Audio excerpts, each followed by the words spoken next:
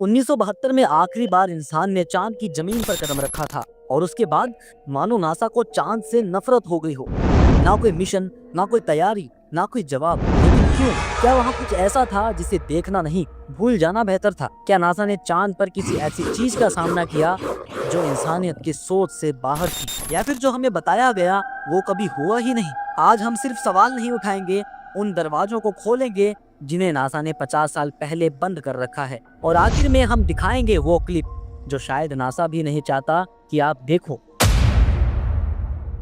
क्या सच में चांद पर एलियंस मौजूद है जिनके संकेत नासा ने अपने मिशन में देखे लेकिन दुनिया से छुपा लिए? नासा ने 1969 में इंसान को चांद पर उतारा, लेकिन फिर 50 सालों से वहां दोबारा क्यों नहीं गया? आखिर ऐसा क्या हुआ था उस आखिरी मिशन में जो आज भी गोपनीय है? जब अपोलो मिशन चांद से लौटा तो क्या वहां की असली तस्वीरें और ऑडियो रिकॉर्डिंग हमसे छुपा ली गई? अगर चांद पर पानी मिल चुका है तो वहां आज तक इंसान क्यों नहीं बसा?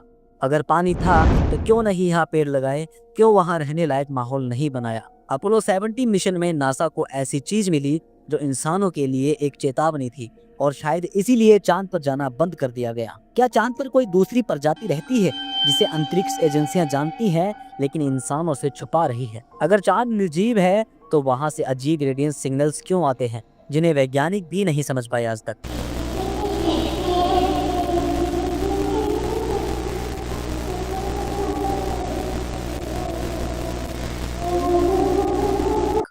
तो दोस्तों, ये हैं हमारे आज के विनर जिन्होंने मुझे सब्सक्राइब किया था और प्यारा सा कमेंट किया था। अगर आप भी चाहते हैं अगली वीडियो में आपके चैनल का भी प्रमोशन करूं बिल्कुल फ्री में, आपको कुछ नहीं करना, आपको चैनल को सब्सक्राइब करना है, उस वीडियो में कमेंट करना है। हो सकता है आपका नंबर भी अगली वीडियो में लग जाए। क्या चांद वास्तव में खोखला है, और अगर हाँ तो उसके अंदर क्या छुपा हुआ है? इसरो और नासा ने ऑर्बिटर के चांद की सतह पर पिरामिड जैसी आकृतियां देखी हैं, तो उन्हें अब तक सार्वजनिक क्यों नहीं किया गया? क्या चांद पृथ्वी का प्राकृतिक उपग्रह है या किसी प्राचीन सभ्यता द्वारा यहाँ जानबूझकर यहाँ स्थापित की गई कोई संरचना है? अगर चांद कभी अस्तित्व में नहीं होता तो क्या आज पृथ्वी पर जीवन होता? क्या इंसान जीवित रह पाता? और जब रात के अंधेरे में चांद साफ दिखाई देता है तो मंगल, शुक्र और अन्य ग्रह क्यों नहीं दिखाई देते? क्या उनके छिपे रहने के पीछे कोई गोपनीय रहस्य है? क्या आप जानते हैं 1969 से लेकर 1972 तक अमेरिका ने 6 बार इंसानों को चांद पर भेजा। नील आर्मस्ट्रॉन्ग, बज अल्ड्रिन और कई और नाम इतिहास के सुनहरे पन्नों में दर्ज हो गए। लेकिन आज से 50 साल बाद भी इंसान दोबारा चांद पर क्यों नहीं गया? न नासा, न रूस, न चीन, न कोई और देश। सवाल यही है, क्यों? क्या टेक्नोलॉजी खत्म हो गई थी? क्या अमेरिका के पास अब पैसे नहीं थे? या फिर चांद पर कुछ ऐसा था जिसे नासा ने देख तो लिया और फिर दोबारा वहां जाने की हिम्मत नहीं हुई? नासा ने जो वजह बताई वो ये थी कि अपोलो मिशन बेहद महंगे थे। कोल्ड वार के दौर में अमेरिका को सोवियत यूनियन को हराना था। मून लैंडिंग एक साइंटिफिक प्रोजेक्ट कम और एक प्रेस्टीज की लड़ाई ज्यादा थी। लेकिन जब अमेरिका जीत गया तो मिशन को वहीं रोक दिया गया। अपोलो 18, अपोलो 19 और अपोलो 20 को रद्द कर दिया गया। लेकिन क्या सिर्फ बजट की वजह से इंसान चांद पर जाना बंद कर देगा? नासा के पास आज उससे कहीं ज्यादा बेहतर टेक्नोलॉजी है, कहीं ज्यादा संसाधन है, फिर भी आधी सदी तक चुप्पी क्यों? 1972 के बाद कई थ्योरी सामने आई।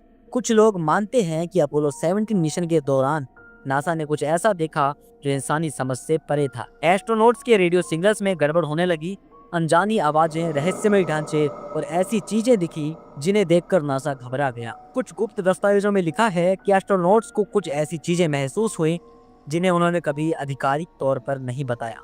शायद इसी वजह से नासा ने जानबूझकर अगली यात्राएं रद्द कर दी। कई वैज्ञानिकों का यह भी मानना है कि अपोलो मिशन जितने खतरनाक थे उतनी हिम्मत आज कोई नहीं कर सकता।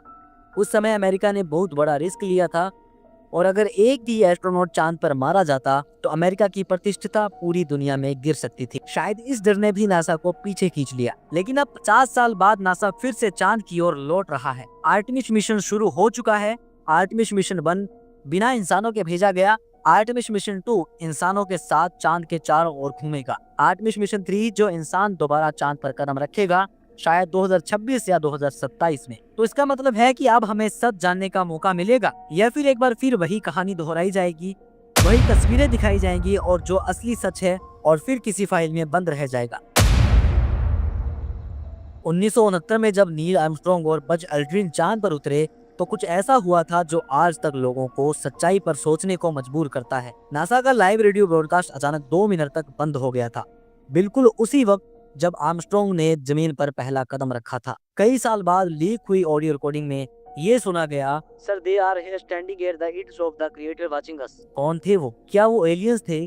क्या वो पहले से चांद पर थे? बज एल्ड्रिन ने एक इंटरव्यू में स्वीकार किया कि उन्हें चांद पर कुछ ऐसी उड़ती हुई चीजें दिखाई दी थी जो न कोई स्पेस डेबरी थी, न इंसान की बनाई हुई कोई मशीन। नासा ने इस बात को भी दबा दिया, लेकिन क्यों? अपोलो 15 और 17 के दौरान आर्मस्ट्रॉन्ग ने कुछ अजीब संरचनाएं देखी। 90 डिग्री पर बने टावर जैसे खंबे, पिरामिड जैसी आकृतियां, और एक जगह तो ऐसी थी जैसे वहां बेस हो, किसी विकसित सभ्यता की निशानी। क्या वो सिर्फ क्रेटर थे या कुछ और? अमेरिका ही नहीं, रूस की स्पेस एजेंसी ने भी अपने लूना मिशन के दौरान चांद पर कुछ अनसुलझी घटनाएं दर्ज की थी। उनकी रिपोर्ट्स के मुताबिक चांद की डार्क साइड से अनजान रेडियो सिग्नल्स मिले, बिल्कुल वैसी तरंगे जैसी कोई कम्युनिकेशन सिस्टम छोड़ता है। चांद पर वायुमंडल नहीं है, जीवन भी संभव नहीं, ये सिर्फ किताबों में पढ़ाया गया। लेकिन सवाल है, अगर वहाँ जीवन नहीं है तो नासा ने वहां भेजे गए कई सारे डेटा, इमेजेस और वीडियो को अब तक क्लासिफाइड क्यों रखा है? भारत का चंद्रयान 2 और चंद्रयान 3 भी चांद की सतह पर ऐसी आकृतियां रिकॉर्ड कर चुका है जो प्राकृतिक नहीं लगती, जैसे वो किसी ने जानबूझकर बनाई हो। कुछ छवियां तो ऐसी हैं जैसे वहां कोई दरवाजा हो, कोई रास्ता, कोई बेस। क्या चांद वाकई कोई प्राकृतिक उपग्रह है या फिर ये एक आर्टिफिशियल ऑब्जेक्ट है, एक होलो सैटेलाइट जिसे किसी और ने वहां रखा हो? नासा के एक भूतपूर्व इंजीनियर ने दावा किया था कि चांद पर एक अननोन इंटेलिजेंस पहले से मौजूद है और ये वही कारण है कि आज तक किसी मिशन ने वहां इंसान को दोबारा नहीं भेजा। नासा जानता है कि वहां कोई है, कोई जो नहीं चाहता कि हम दोबारा वहां जाएं। तो क्या वाकई चांद पर कोई है जो नहीं चाहता कि इंसान वहां दोबारा जाए? क्या वो वाकई कोई दूसरी सभ्यता है, कोई अनजानी शक्ति, या फिर एलियंस, या फिर चांद जैसा हम देखते हैं वैसा है ही नहीं? आपको क्या लगता है? क्या वाकई नासा ने जो देखा उसे दुनिया से छुपा लिया? क्या चांद की सतह पर कोई एलियंस बेस मौजूद है? क्या वहां से आने वाले रेडियो सिग्नल सिर्फ ब्रह्मांडीय शोर है या किसी और की मौजूदगी के संकेत? और सबसे बड़ा सवाल, अगर ये सब सिर्फ एक थ्योरी है तो नासा और इसरो ने अब तक चांद से जुड़े जितने सारे डेटा और इमेजेस को क्लासिफाइड क्यों रखा है? अगर आप जानना चाहते हैं इन सवालों के पीछे छिपे और भी रहस्य, सबूत और कुछ चौंकाने वाले क्लिप्स, तो अगले वीडियो में हम उसी की परतें खोलेंगे एक एक करके। लेकिन ये वीडियो तभी आएगा जब आप चाहेंगे। तो अगर आप भी उन गिने चुने लोगों में से हैं जो सच जानना चाहते हैं तो अभी नीचे कमेंट करें नेक्स्ट पार्ट। कमेंट जितने ज्यादा आएंगे वीडियो उतना ही जल्दी आएगा। और अगर आपने अभी तक लाइक नहीं किया तो अब कर दीजिए, क्योंकि ऐसे टॉपिक हर जगह नहीं मिलते। वीडियो शेयर करो उन लोगों के साथ जो सच जानना चाहते हैं और सवाल पूछने से नहीं डरते। और हाँ, सब्सक्राइब जरूर करें ताकि जब अगला वीडियो आएगा सबसे पहले आपके पास आए, क्योंकि अगली बार हम बात करेंगे उन सबूतों की जिनके बारे में नासा आज भी चुप है, और हो सकता है वो जानकारी आपकी सोच को हमेशा के लिए बदल दे। मिलते हैं नेक्स्ट पार्ट में। जय हिंद, जय भारत।